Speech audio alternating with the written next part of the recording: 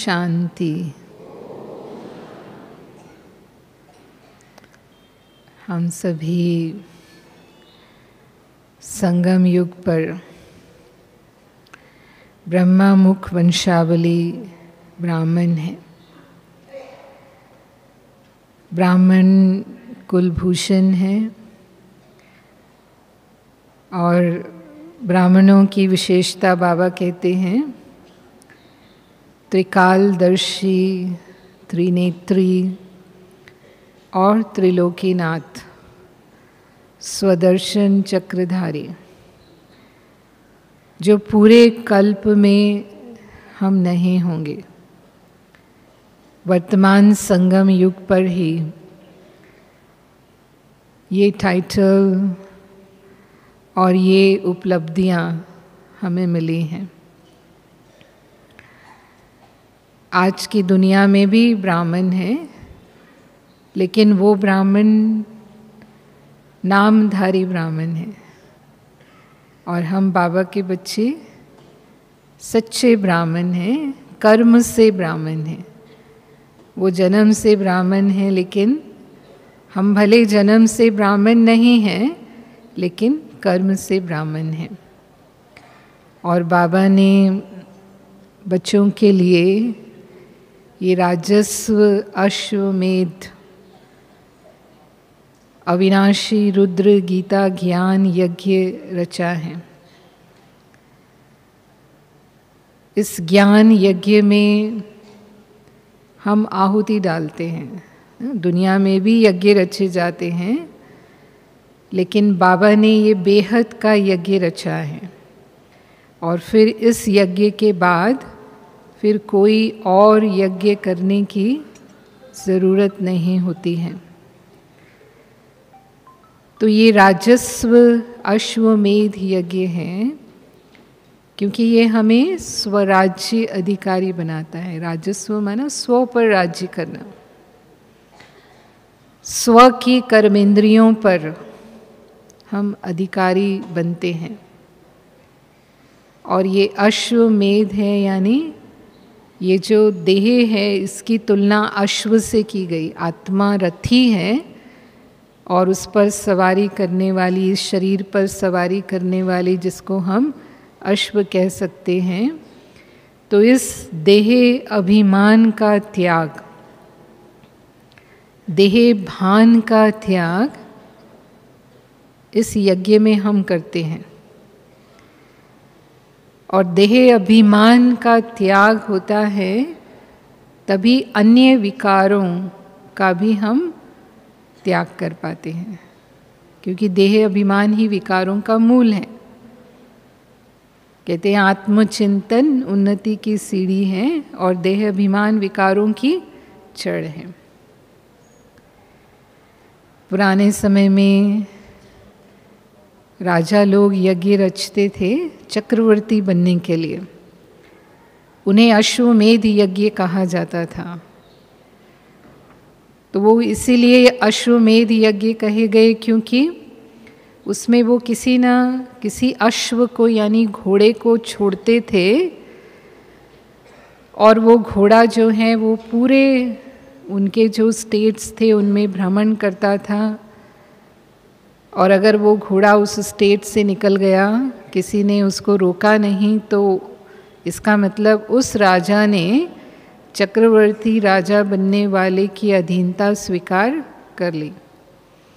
लेकिन अगर उसने उस घोड़े को रोक लिया तो फिर उनका युद्ध होता था आपस में, और उस युद्ध में जो विजयी होता था फिर उसे वो पदवी मिलेगी। तो इसीलिए इसे अश्वमेध नाम दिया गया, क्योंकि इसमें अश्व छोड़ा जाता था। लेकिन बाबा ने हमें कौन सा अश्वमेध यज्ञ, ये देह रूपी अश्व को हमें, उसके भान को हमें छोड़ना है। और ये अविनाशी रुद्र द्वारा रचा हुआ गीता ज्ञान यज्ञ है, जिसके द्वारा ही हम मनुष्य से देवता बनते हैं। यानी ब्राह्मण सो फरिश्ता सो हम देवता बनते हैं। नर से नारायण और नारी से श्री लक्ष्मी बनते हैं। इस यज्ञ में पूरी पुरानी दुनिया की भी आहुति पड़ती है।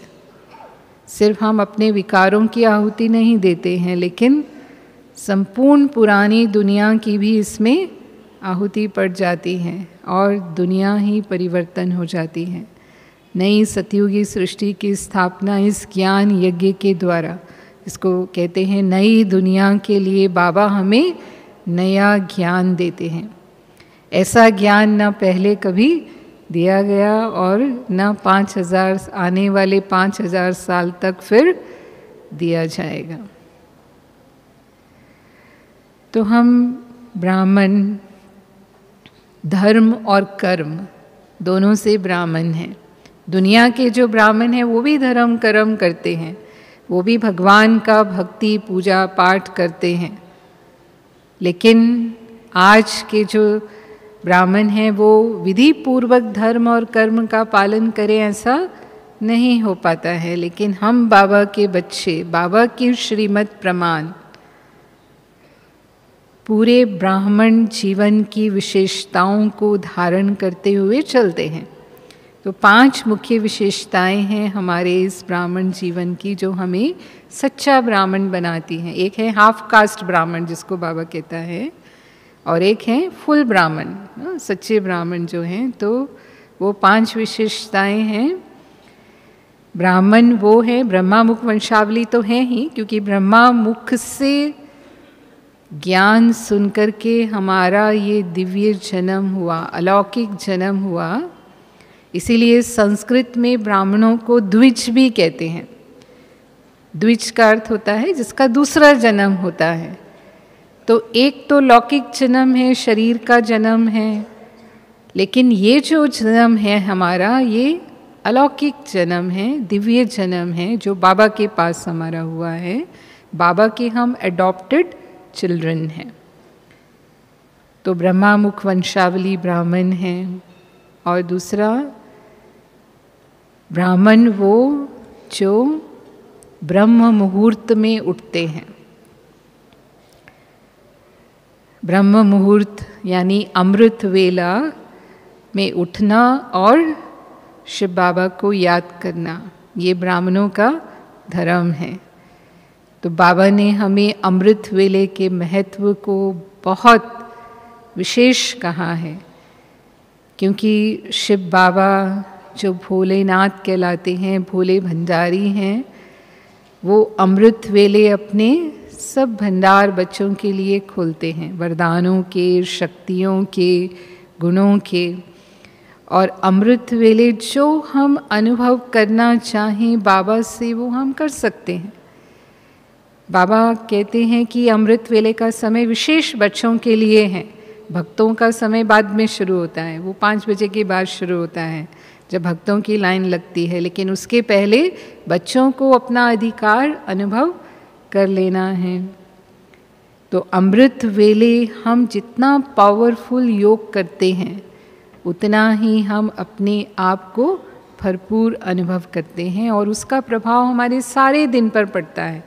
हम सब अनुभवी हैं, जब हम पावरफुल अमृत वेला करते हैं तब हमारा दिन कैसा होता है। और किसी कारण से अगर क्योंकि माया भी जो है वो उसी समय चांस लेती है, माया को भी पता है कि ये इनकी कमाई का समय है और सबसे अधिक कमाई इनकी अमृत वेले ही होने वाली है।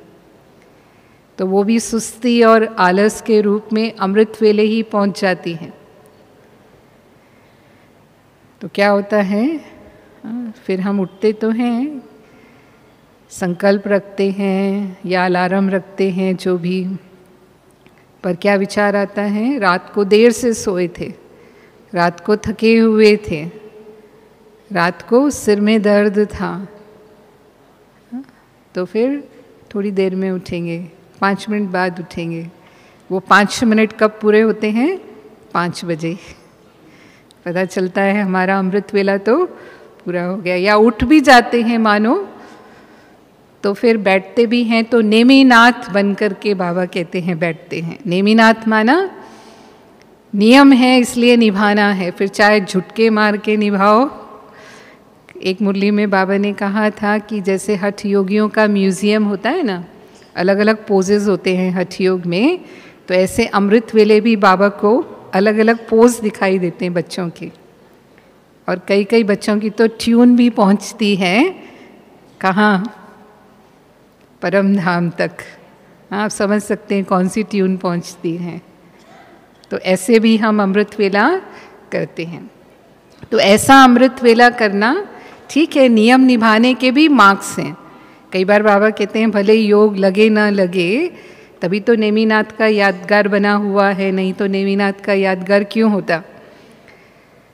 लेकिन फिर जो अनुभव हम करना चाहते हैं और सारा दिन जो हम अपनी स्थिति बनाए रखना चाहते हैं, जो कमाई हमारी होनी चाहिए वो नहीं होती। और बाबा क्यों अमृत वेले को महत्व देते हैं? क्योंकि अमृत वेला वो समय है जब प्रकृति का भी हमें सहयोग होता है। सतो प्रधान वायुमंडल होता है उस समय, सारे तमोगुण आत्माओं के दबे हुए होते हैं क्योंकि सब सोए होते हैं, तो वो वाइब्रेशंस होते ही नहीं हैं। तो हम जो स्थिति का अनुभव करना चाहें, खासकर जो पावरफुल स्थिति होती है वो अशरीरी स्थिति, बीज रूप स्थिति, परम धाम में बाबा की याद में अपने आदि अनादि स्वरूप को अनुभव करना, ये स्थिति हम अमृत वेले सहज अनुभव कर पाते हैं। और इसमें हमें बाबा का भी सहयोग होता है, क्योंकि जो संकल्प हम करते हैं बाबा उसमें हमें सहयोग देते हैं। और वो हमने अगर अमृत वेले अनुभव कर लिया तो सारा दिन हम डबल लाइट रहेंगे।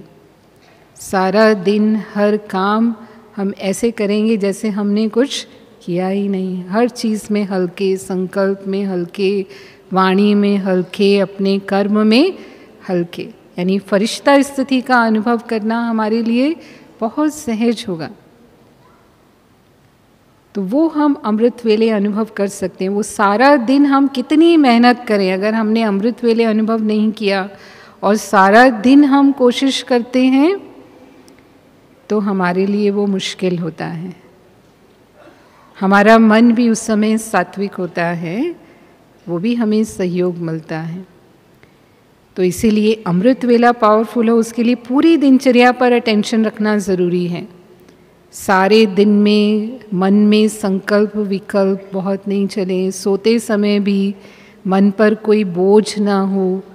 यानी हम बाबा को अपना चार्ट दें और पूरी तरह से मन को हल्का करके सोएं, बाबा की याद में सोएं। जैसे बाबा कहता है बाबा को गुड नाइट करके बाबा की याद की गोदी में सो जाओ, तो सुबह उठेंगे तो बाबा को ही सीधा गुड मॉर्निंग करेंगे। और अगर सोते समय बहुत संकल्प विकल्प में चले गए, कई बार ऐसा होता है सारे दिन तो कामों में व्यस्त होते हैं तो इतना बुद्धि बातों में नहीं जाती है, लेकिन जैसे ही बिस्तर पर आते हैं, किसी के साथ जो सारे दिन में हिसाब किताब बना, कोई भी टकराव हुआ या किसी ने कुछ कह दिया, कोई भी बात फील हो गई, किसी भी बात का दुख हुआ, वो याद आने लगती हैं। और जब ऐसी बातें याद आने लगती हैं और उसी याद में आप सो गए, तो सुबह कैसे उठेंगे?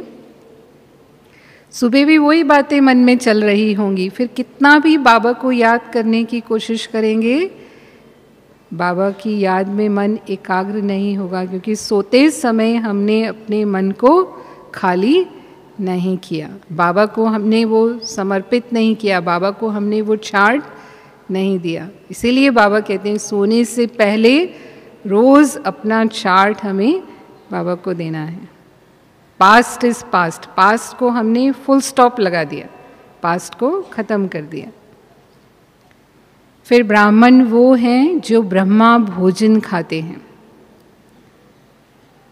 बाबा ने ये हमें श्रीमत दी है ब्राह्मण जीवन में कि बाबा की याद में बना हुआ भोजन शिव बाबा को भोग लगा के खाएंगे तो वो ब्रह्मा भोजन होता है। और ब्रह्मा भोजन दुख भंजन भोजन है। ब्रह्मा भोजन में बाबा की याद के जो वाइब्रेशंस हैं वो उसमें शक्ति भर देते हैं। तो हमें ब्रह्मा भोजन ही खाना है। तो इस विधि पूर्वक, चाहे वो प्रवृत्ति में रहते हैं, चाहे वो सेंटर पर रहते हैं, सभी के लिए घर में भी ब्रह्मा भोजन। अब ऐसे तो कभी कभी खास जब कोई विशेष दिन होता है तो सेंटर पर कहते हैं ब्रह्मा भोजन रखा है, तो क्या उसी दिन ब्रह्मा भोजन होता है? क्या कहेंगे? उसी दिन ब्रह्मा भोजन होता है या रोज़ ब्रह्मा भोजन होता है?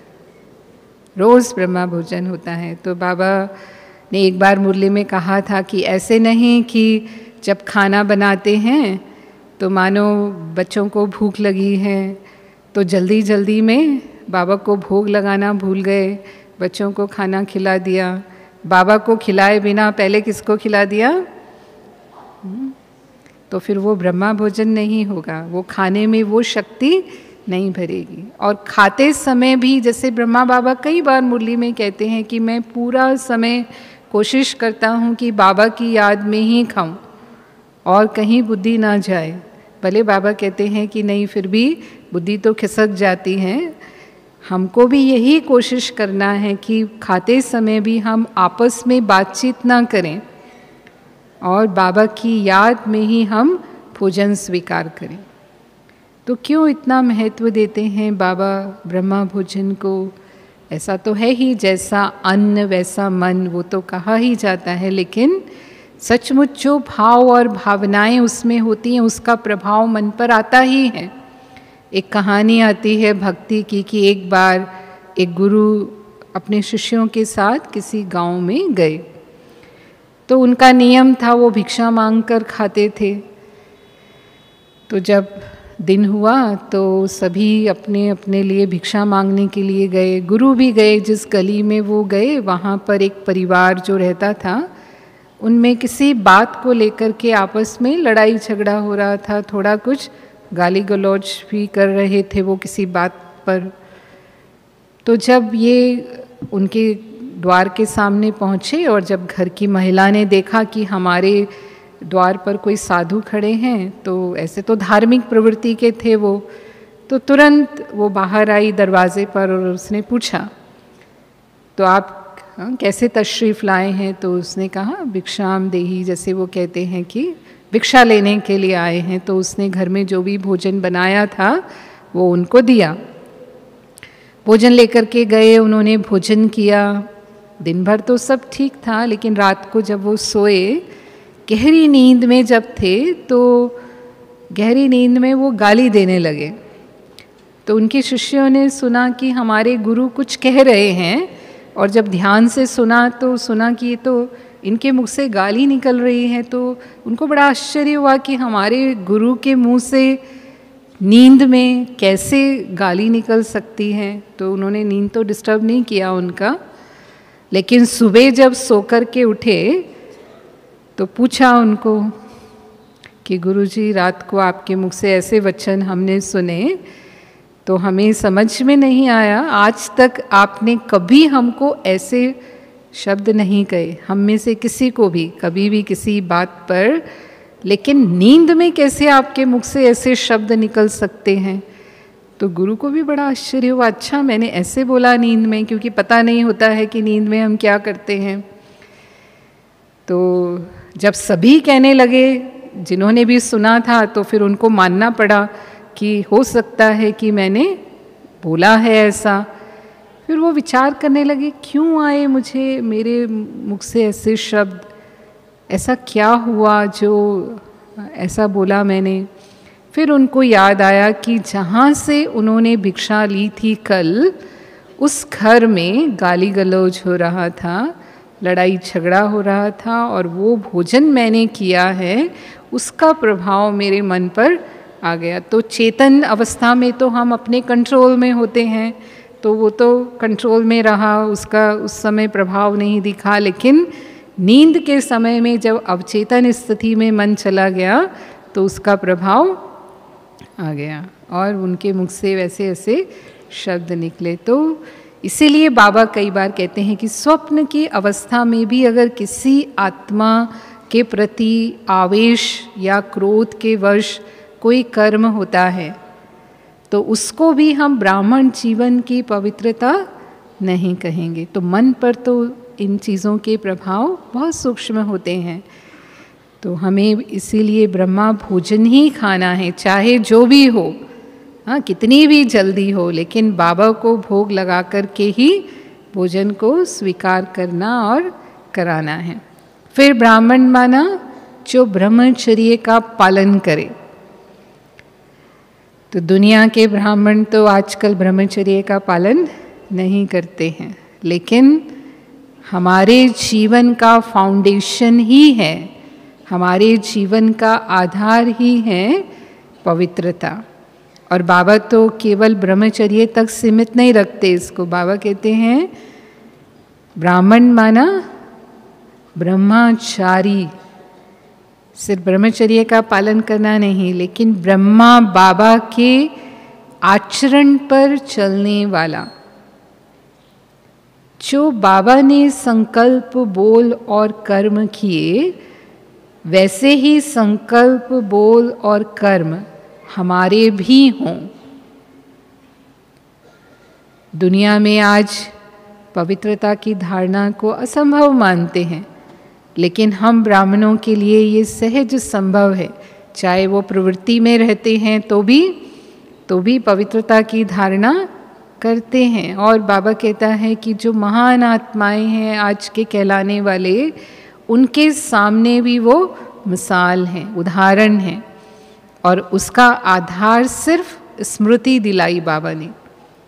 ब्राह्मण जीवन की पवित्रता का आधार है, बाबा ने कहा मैं आदि अनादि शुद्ध पवित्र आत्मा हूँ, ये मेरा निजी स्वभाव है। और केवल एक जन्म की बात नहीं, लेकिन हम तो सतयुग त्रेता 2 युगों तक पवित्र रहे हैं। तो पवित्रता हमारे लिए कोई नई बात नहीं है। इस स्मृति से समर्थी आ गई, और वो समर्थी से जो हमने हिम्मत रखी, बाबा की भी मदद मिली, और इस तरह से पवित्र रहना ब्राह्मण जीवन में आज की इस कलयुगी तमोगुणी वातावरण में सहज हो गया। तो इस तरह से ब्रह्मचर्य का पालन बाबा क्यों कहते हैं हमें? क्योंकि ब्रह्मचर्य का पालन करने से ही संगम युग में जो कुछ समय हम पुरुषार्थ करते हैं, पूरा संगम युग तो हम सबको नहीं मिला है, किसी को कितने साल मिले, किसी को कितने साल मिले, है ना। उसी साल में हमें संपूर्ण बनना है, हमें अपनी सतो प्रधान स्थिति को प्राप्त करना है। तो जब हम ब्रह्मचर्य का पालन करते हैं, तब हमारी शारीरिक, मानसिक और आध्यात्मिक शक्तियों के द्वारा हम सर्वगुण संपन्न, 16 कला संपूर्ण और संपूर्ण निर्विकारी सहज बन पाते हैं। आत्मा जो 0 कला में चली गई, वो 16 कला संपन्न कम समय में बन पाती है। तो इतने कम समय में हमें इतनी ऊंची स्थिति को प्राप्त करना है, तो कुछ हमें एक्स्ट्रा पावर चाहिए। साधारण पावर से तो वो संभव नहीं है। इसीलिए बाबा हमें ब्रह्मचर्य के पालन की बात कहते हैं। फिर ब्राह्मण माना जो ब्रह्म ज्ञान सुनता है। वैसे भी ब्राह्मणों का धर्म माना जाता है ज्ञान सुनना और सुनाना, भक्ति करना और कराना। तो हम बाबा के बच्चों को भी रोज़ मुरली में बाबा कहते हैं, आज की मुरली में भी ये था कि हमें अपने जो ज्ञान सुनना है, जो मुरली सुनना है, उसमें तो रेगुलर पंचुअल रहना ही है। और फिर केवल ज्ञान सुनना नहीं, लेकिन उसका स्वरूप भी बनना, उसे अपने जीवन में समाना भी है, आचरण में भी लाना है। और उसके लिए हमें ज्ञान का मनन चिंतन करना, विचार सागर मंथन करना। बाबा कहते हैं सारा दिन मन में ज्ञान का स्मरण चलता रहे। पुरानी दुनिया की बातें, समाचार की बातें, लौकिक बातें वो नहीं, लेकिन चिंतन चले, प्रभु चिंतन और ज्ञान का चिंतन। ये ब्राह्मणों का सच्चा धर्म और नियम है। फिर हम दूसरों को भी दें। जो हमने समझा है, जो हमें प्राप्त हुआ है, वो हमें दूसरों को भी उस लायक बनाना है, उन्हें भी बाबा के समीप लाना है। तो ये ज्ञान सुनना और सुनाना, ये हमारे ब्राह्मण जीवन की विशेषता है। फिर ब्राह्मण वो जो ब्रह्मलोक को याद करे, ब्रह्मलोक परम धाम। रोज मन अपने घर की यात्रा करे, जो मेरा असली घर है, जहाँ से मैं आत्मा इस सृष्टि पर आई हूँ।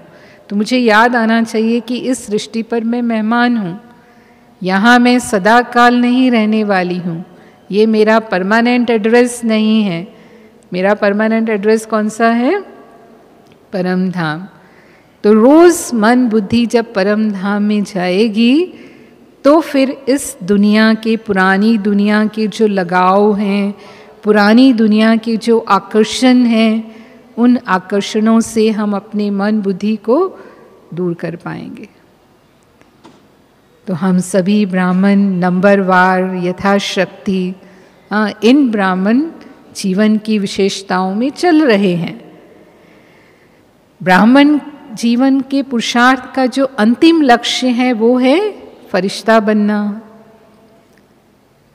बाबा कहता है फरिश्ता संपूर्ण स्थिति है, तो हमें संपूर्ण और संपन्न बनना है, जिसको बाबा बाप समान बनना भी कहते हैं। बाप समान बनना माना ब्रह्मा बाबा के समान फरिश्ता बनना और शिव बाबा के समान निराकारी स्थिति का अनुभव करना। तो ये भी हमें इस साकार शरीर में रहते हुए, ऐसे नहीं शरीर छोड़ेंगे तब फरिश्ता बनेंगे। जैसे ब्रह्मा बाबा ने जब देह का त्याग किया तब उन्होंने फरिश्ता स्थिति को प्राप्त किया, ऐसा नहीं कहेंगे। ब्रह्मा बाबा ने इस व्यक्त देह में रहते हुए फरिश्ता बनने का पुरुषार्थ किया।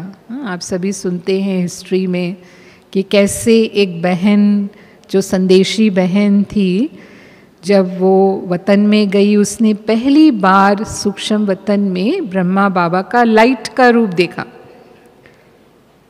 तो जब उसने बाबा का लाइट का रूप देखा तो वो पहचानी नहीं, क्योंकि वो जो नीचे ब्रह्मा बाबा को देखती थी वो उससे बहुत अलग था। तो वो आई नीचे और उसने मम्मा से कहा कि मम्मा आज मैंने दूसरे ब्रह्मा बाबा को देखा। तो मम्मा ने उससे कहा कि दूसरे ब्रह्मा बाबा कैसे हो सकते हैं? तो उसने कहा कि मम्मा एक बाबा ऊपर था जिसकी लाइट बहुत तेज़ थी, वैसी लाइट हमारे ब्रह्मा बाबा में नहीं है। तो फिर मम्मा ने बाबा को सुनाया कि बाबा ये संदेशी बहन जो है वो ऐसे कहती है। तो बाबा को भी समझ में नहीं आया, क्योंकि ये पहली बार राज खुला था कि ऊपर सूक्ष्म वतन में भी कोई ब्रह्मा बाबा है। तो बाबा ने मम्मा को कहा कि उस संदेशी को दोबारा भेजो और पूछो। तब शिव बाबा को ऑलमाइटी बाबा कहते थे कि ऑलमाइटी बाबा से वो पूछ कर आए कि ऊपर वाला बाबा कौन है। तो वो गई और उसने पूछा कि बाबा पूछते हैं कि ये बाबा कौन है। तो बाबा ने कहा जो नीचे ब्रह्मा बाबा है उन्हीं का ये संपूर्ण रूप है ऊपर, और जो नीचे वाला बाबा है उन्हें इस अवस्था को प्राप्त करना है।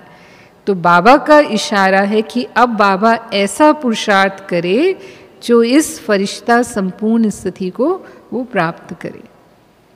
तो संदेश मिला बाबा को, और जैसे ही बाबा को ये बात समझ में आई, ब्रह्मा बाबा ने अपनी तपस्या बढ़ा दी और बाबा ने अशरीरी स्थिति का अभ्यास, अव्यक्त स्थिति का अभ्यास ज़्यादा से ज़्यादा करना शुरू किया। और इसीलिए जो हमारे भाई बहनें वो अनुभव सुनाते हैं कि उन दिनों में जब वो बाबा के सामने जाते थे तो जैसे अशरीरी हो जाते थे, वो व्यक्त बातें ही भूल जाते थे। कई बातें वो बाबा से करने के लिए सोच सोच कर आते थे, लेकिन बाबा के सामने बैठते थे, बाबा की स्थिति ऐसी होती थी कि कुछ बोलने की उनकी हिम्मत ही नहीं होती थी। बाबा उस अव्यक्त स्थिति का उन्हें अनुभव करा देते थे, तो बातें ही खत्म हो जाती थी। बाबा को वो फरिश्ता रूप में देखते थे, लाइट रूप में देखते थे।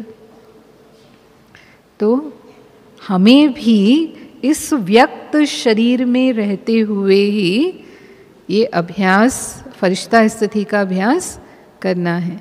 और बाबा कहता है जब हम स्वयं को आकारी रूप में अनुभव करेंगे, माना आत्मा लाइट है, इसको बाबा डबल लाइट स्थिति कहते हैं, तो मैं आत्मा तो लाइट हूँ, लेकिन ये जो स्थूल शरीर है ये भी लाइट का बना हुआ है। इसको हमें ज्ञान के दर्पण में देखना है। वो दर्पण में तो हमें ये स्थूल शरीर दिखाई देता है, लेकिन ज्ञान के दर्पण से हम अपने फरिश्ता स्वरूप को देख सकते हैं। देख सकते हैं, नहीं देख सकते? हाँ, देख सकते हैं। अभ्यास की ज़रूरत है। हाँ, बिना अभ्यास के तो नहीं देख पाएंगे। तो जैसे ब्रह्मा बाबा ने अभ्यास किया, ऐसे अपना अभ्यास करना है कि मैं डबल लाइट हूँ, और दूसरे जो मेरे सामने हैं उनको भी हम उस लाइट रूप में देखें। आत्मिक स्थिति के अभ्यास के लिए तो कहते ही हैं कि हमें सबको आत्मा रूप में देखना है। हाँ, ये आत्मा है, मैं आत्मा से बात कर रही हूँ, लेकिन उसके साथ साथ शरीर को भी लाइट के कार्ब में देखना है। इसे फरिश्ता स्थिति का अभ्यास कहा जाता है। फिर बाबा कहता है फरिश्ता माना जिसका और किसी से कोई रिश्ता नहीं। फरिश्ता माना जो फर्श पर नहीं रहते, जो सदा अर्श पर रहते हैं। तो और किसी से कोई रिश्ता नहीं, यानी सर्व संबंध हमारे एक बाबा से हैं। जो भी संबंध हैं, कभी भी किसी से भी कोई हल्की रीति से हम संबंध जोड़ लेते हैं। हम सोचते हैं दिल की बातचीत करने के लिए तो कोई एक तो चाहिए ना। बाबा से थोड़ी हम सारे दिल की बात कर सकते हैं, और अगर करते भी हैं तो जवाब तो नहीं मिलता है। हाँ, कई बार ऐसा सोचते हैं। तो कोई साकार में साथी तो चाहिए, जिसको बाबा कहता है कंपनी और कंपेनियन बनाने की कोशिश करते हैं, दोस्त बनाने की कोशिश करते हैं। एक तो कोई दोस्त होना चाहिए, या एक तो कोई सखी होनी चाहिए।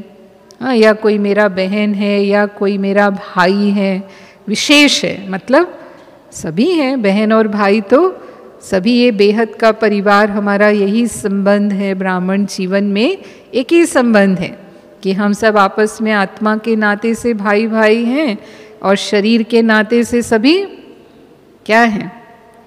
भाई बहन हैं।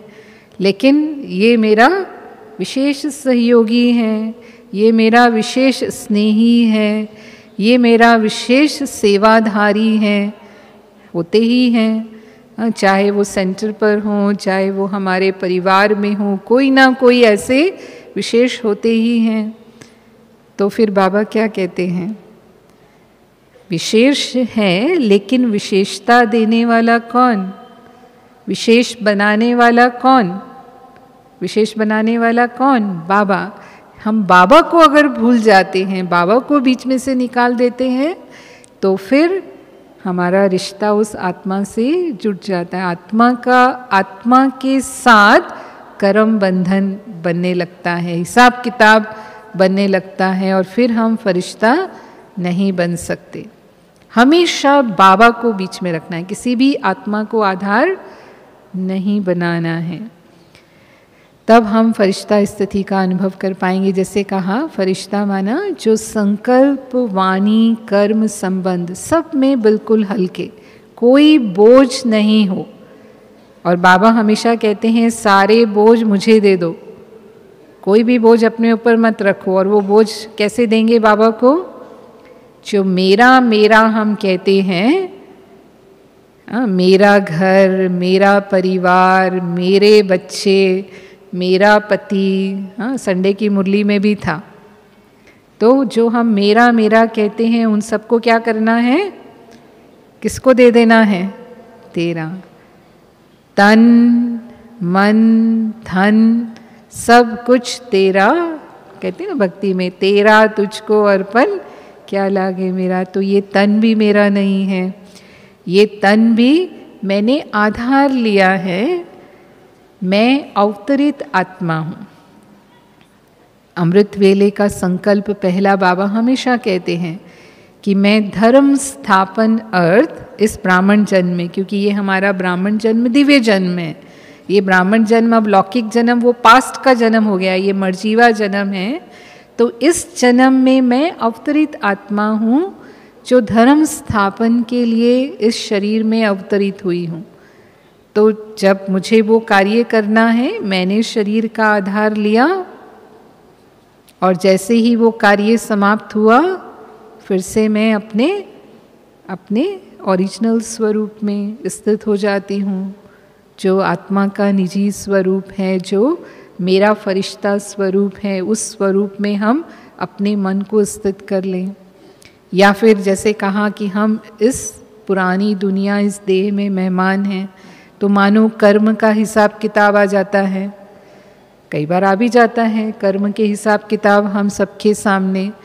तो अगर इस तन को बीमारी भी है तो भी हम अगर मेरा मानेंगे तो बीमारी की चिंता होगी, उस बीमारी का दुख होगा, उस बीमारी का दर्द होगा, कई तरह के संकल्प चलेंगे। लेकिन ये तन बाबा का है, मेरे पास ये बाबा की अमानत है, इस अमानत की मुझे संभाल करनी है। जैसे किसी की अमानत कोई हमारे पास रखता है तो हम क्या करते हैं, उसे संभालते हैं ना, कि ये इसकी अमानत है और इसका मुझे फिर समय पर वो उसे देना है। तो बाबा की अमानत को मैं संभाल रही हूँ, बाबा जिम्मेवार है, इस तन के लिए भी मैं जिम्मेवार नहीं हूँ। तो फिर हम उस दुख दर्द से मुक्त हो जाएंगे और तन का हिसाब किताब भी सूली से काटा हो जाएगा, वो सूली जैसा महसूस होगा ही नहीं। और ऐसे ही मन, मेरा योग नहीं लगता, क्या करूं, या कई बातों में हम दिल शिकस्त हो जाते हैं, इतना पुरुषार्थ नहीं होता मेरे से, अभी तो तीव्र पुरुषार्थ करने का समय है, लेकिन मेरी तो परिस्थितियां ऐसी हैं, हम तो नहीं कर पाते हैं, क्या करेंगे, कैसे करेंगे, मानो उलझन में चला जाता है मन कई बातों की। तो बाबा कहता है मन को मेरा समझते हो तो मन इन उलझनों में जाता है। मन भी बाबा का है और मन बाबा का है तो फिर मन में कैसे संकल्प होंगे, सदा समर्थ संकल्प, सदा श्रेष्ठ संकल्प। अगर हम सचमुच वो निश्चय रखते हैं तो, अगर वो निश्चय नहीं है, संशय है, तो फिर ज़रूर इस तरह की हमें अनुभव होंगी। और बाबा कहते हैं फरिश्ते माना क्या होते हैं, जैसे कहा फर्श पर नहीं अर्श पर रहते हैं, यानी उनको पंख दिखाते हैं। पंख दिखाने का मतलब है उड़ती कला वाले, पंखों से उड़ना होता है। जैसे पक्षियों के पंख हैं तो वो उड़ते हैं, एक सेकंड में ज़मीन पे बैठेंगे, दूसरे सेकंड में आसमान में उड़ जाएंगे। और फरिश्तों को ऐसा भी दिखाते हैं कि वो आता है, अपना कार्य करता है और चला जाता है। और ख़ासकर ये भी दिखाते हैं कहानियों में कि जहाँ ज़रूरत होती है वहाँ फरिश्ता पहुँच जाता है। हमारे यहाँ परियाँ कहते हैं, उर्दू में उसे फरिश्ता कहते हैं। जैसे परियाँ हैं उड़ने वाली, वो आती हैं और जहाँ ज़रूरत है वहाँ पहुँचे, अपना काम किया और गायब, ऐसे ही कहानियों में दिखाते हैं। तो इसका मतलब हमने, ये हमारी ही यादगार है और हमने इस तरह से पार्ट बजाया है कि जहाँ हमारी सकाश की आवश्यकता है, जहाँ हमारी सहयोग की आवश्यकता है, इस स्थूल तन से तो हम सब जगह नहीं पहुँच सकते। तो हमें बाबा क्या कहता है, अंतर्वाहक शरीर के द्वारा, यानी जो फरिश्ता शरीर है हमारा, वो शरीर को हम कहीं भी ले जा सकते हैं। लेकिन उतना अभ्यास अगर हमारा है तो हम उस अभ्यास से उस आत्मा को अनुभव करा सकते हैं। जैसे शुरू में ओम मंडली के समय में लोगों को साक्षात्कार होते थे तो ब्रह्मा बाबा के फरिश्ता स्वरूप के साक्षात्कार होते थे। बहुत विदेशी भाई बहनें भी जो आते हैं वो ये अनुभव सुनाते हैं कि ज्ञान में आने के पहले हमने ब्रह्मा बाबा को देखा, बाबा हमें दिखाई दिए, सपने में दिखाई देते हैं, या वैसे ही वो किसी ध्यान में बैठे हैं और उनके सामने बाबा आए। इवन भारतवासियों में भी कई ऐसे हैं जिनको ज्ञान में आने के पहले ब्रह्मा बाबा का या कोई दादियों का भी, कोई या सफ़ेद वस्त्रधारी बहन का भी साक्षात्कार हुआ हो। हाँ, इस सभा में भी कोई है ऐसे? अगर कोई है ऐसे जिनको ज्ञान में आने से पहले ऐसा कोई साक्षात्कार हुआ हो तो हाथ उठाओ। देखो, मैं समझती हूँ 8-10 हैं, 8-10 इस सभा में भी बैठे हैं। तो ये किसकी सेवा है?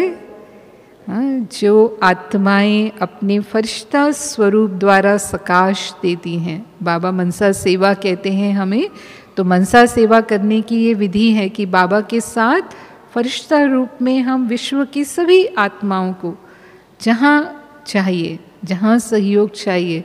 अब समय समय पर ऐसी ऐसी घटनाएं होती रहती हैं इस विश्व में। कहीं बड़ा भूकंप आ जाता है, लाखों लोग उससे प्रभावित होते हैं। कहीं सुनामी आ जाती है, कहीं तूफान आ जाता है, कहीं बाढ़ आ जाती है। कितनी आत्माएं एक साथ शरीर छोड़ती हैं। और उस समय हमारा फर्ज क्या है? ब्राह्मण रूप में भी और फरिश्ता रूप में भी, कि हम उन आत्माओं को सहयोग दें। और अंतिम समय में भी जो साक्षात्कार होंगे, बाबा कहते हैं लाइट में ही साक्षात्कार होते हैं। जैसे जब सूर्य निकलता है, उसका प्रकाश होता है, तभी हमें सब कुछ दिखाई देता है। बिना प्रकाश के अंधकार में हम कुछ नहीं देख सकते हैं। तो ऐसे ही जब हमारी वो लाइट की स्थिति होगी, तब ही अन्य आत्माओं को, देवियों के साक्षात्कार जो भक्तों को होंगे, अपने इष्ट के साक्षात्कार जो भक्तों को होंगे, वो साक्षात्कार स्वरूप उनको तब अनुभव होगा। तो अंतिम समय का पुरुषार्थ अभी हमें करना है। और जो देवता स्वरूप है हमारा, बाबा कहता है कि एक आँख में फरिश्ता स्वरूप है। वो भी हर एक का संपूर्ण स्वरूप अपना अपना है। सभी का एक जैसा फरिश्ता स्वरूप नहीं होगा। हर एक की स्थिति अपने अपने पुरुषार्थ के अनुसार बनेगी। और फिर वैसा ही भविष्य का देवता स्वरूप होगा। तो एक आँख में फरिश्ता स्वरूप और दूसरी आँख में देवता स्वरूप, क्योंकि वो हमारा लक्ष्य है, वो हमारा भविष्य है। तो हमें उसका आह्वान करना है कि मैं देवता बना कि बना।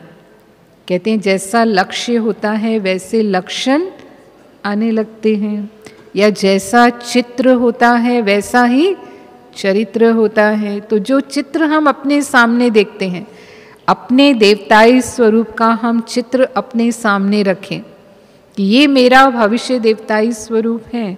और देवता माना ये सर्व गुण मेरे अंदर होने चाहिए। देवता माना दाता, देवता माना सदा देने वाला, जिसका हाथ कैसे हो, देवी देवताओं के हाथ कैसे दिखाते हैं? सदा वरदानी स्वरूप में दिखाते हैं।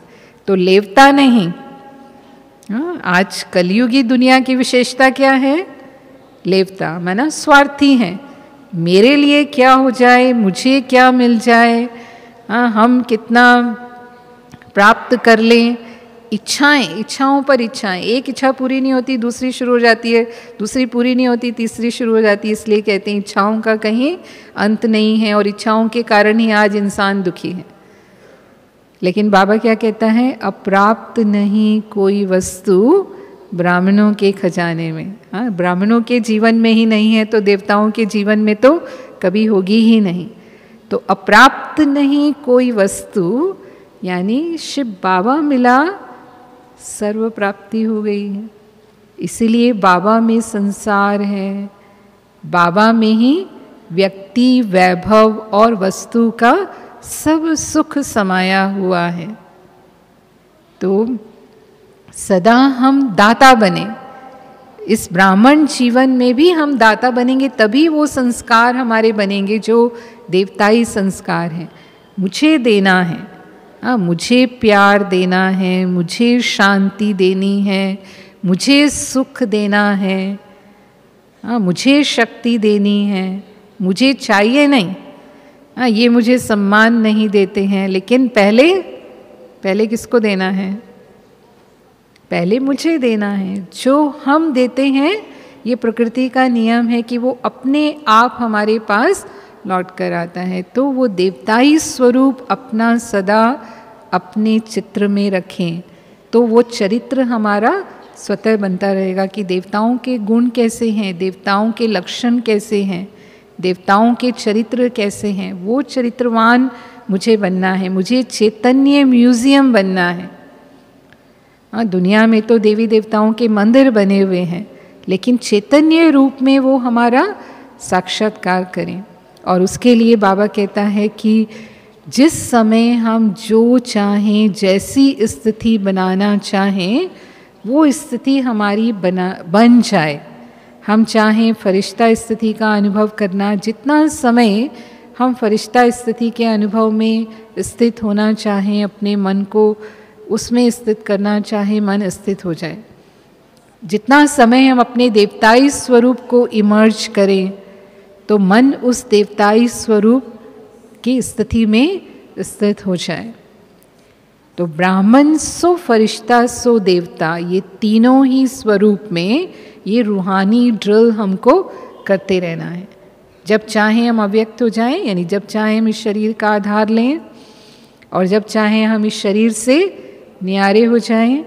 और जो हमें बाबा ने कहा, जैसे अंतर्वाहक शरीर के द्वारा हम पूरे विश्व के कल्याण के निमित्त हैं, पूरे विश्व की सेवा के निमित्त हैं बाबा के साथ, वो हम सेवा करें। तो अपनी इस स्थिति को अनुभव करते करते फिर हम संपूर्णता को प्राप्त हो जाएंगे। ठीक है, ओम शांति।